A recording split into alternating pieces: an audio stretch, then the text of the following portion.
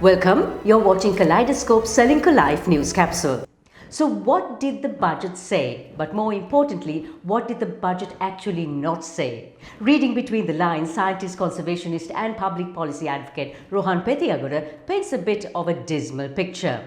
Rohan, what does the budget say? Whichever way you slice this budget, it amounts to little more than wishful thinking. The whole thing is contingent on the government's forecast that GDP will rise by 25% or 27% next year. But that is an absolute fiction. You need to remember that inflation is running at well over 60% right now. So in real terms, the economy is set to shrink next year. It's not going to grow. The president has promised to increase public spending by 25%, and he expects government revenue to rise by a colossal 63% compared to this year. But that's not going to happen. Of course, taxes have been increased substantially, but this isn't going to increase government revenue because, for one thing, customs revenue has plummeted because of restrictions on imports. We can barely import anything nowadays. And then corporate tax revenue is set to fall because companies, after all, pay tax on profits, not on turnover. And most companies are now making losses. The entire retail sector and the tourism sector, these have traditionally been the cash cows for inland revenue, are now making losses. The president concedes that we will have a budget deficit, an all-time record budget deficit of 2.4 trillion rupees next year. That's more than $6 billion. If you think about it, we're asking even the IMF for only $2.9 billion. Our budget deficit next year is going to be double that.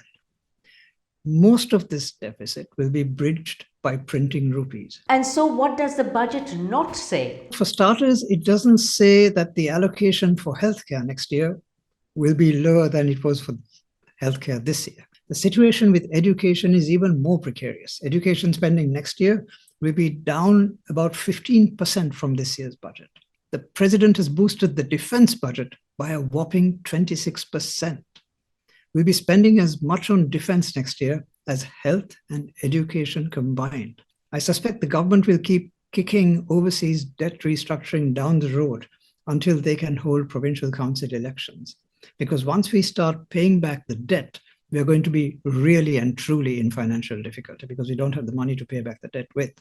After that, the government will devalue the rupee again. And then all bets are off. We'll be back to queues and shortages once again.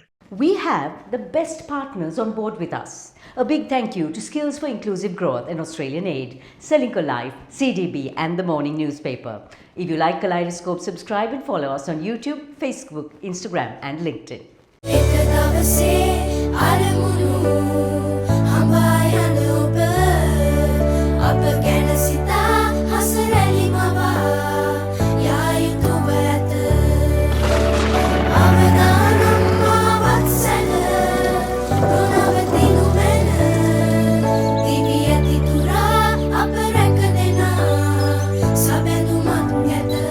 You focus on your goals. We will take care of the risks. Srilanka Life.